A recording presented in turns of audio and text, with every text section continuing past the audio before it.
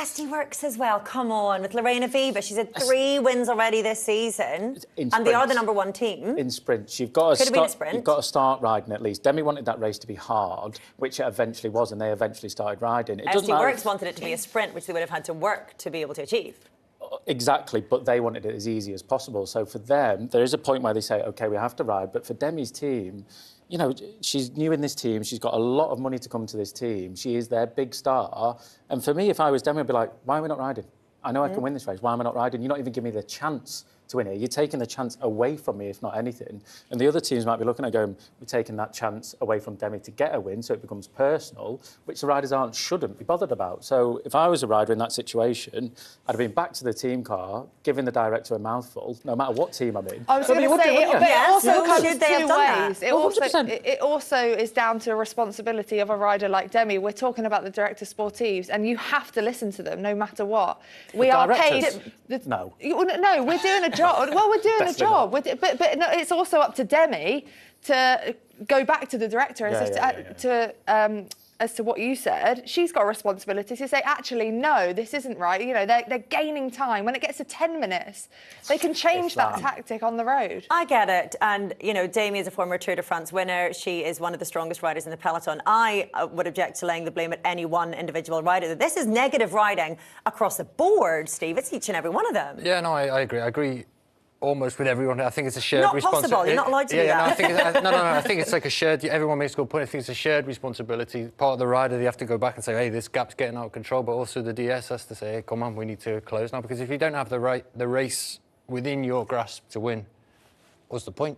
Just imagine that directors meeting at the start. You're doing the meeting, whatever it is, and say, whatever happens, we're not riding. We don't care how big the gap is. And then a rider saying, so if it's too big, what do we do? We still don't ride. So we're letting the race go away from him. That's how, if you put it in black and white before the start of the race, which they did, it sounds ridiculous. Yeah, you're not going to have a chance to win the race because we're going to let it go ahead of us and win. Can I ask you? They're all bluffing each other, because in the past we've said, what are other teams doing? Why are they playing into the hands of SD Works? Why are they working? Why are they chasing? Why are they not just letting SD Works do all of the work here?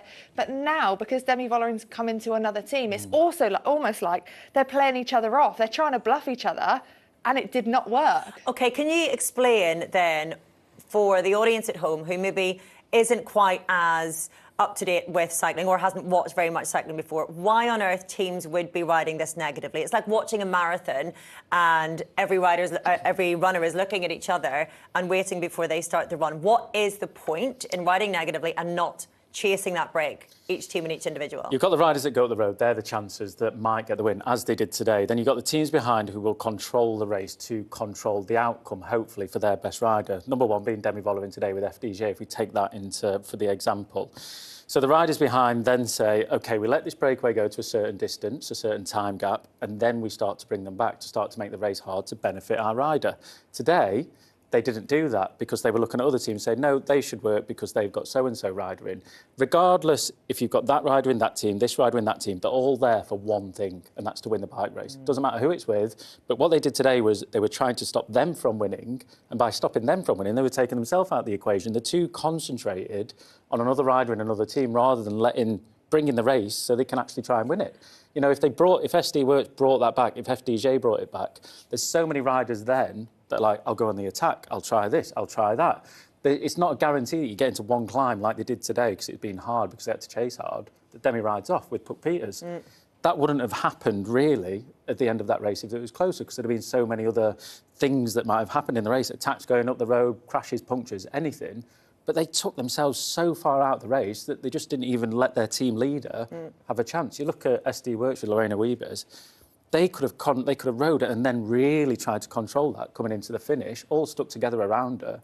But because it was so hard and everyone's on their last legs because the chase was so hard, she was on her last legs anyway. So it's daft. You are human. But it's like you're a sports director to direct your team to get the best possible victory. What they did today was direct their team for the worst possible outcome. That's it for me.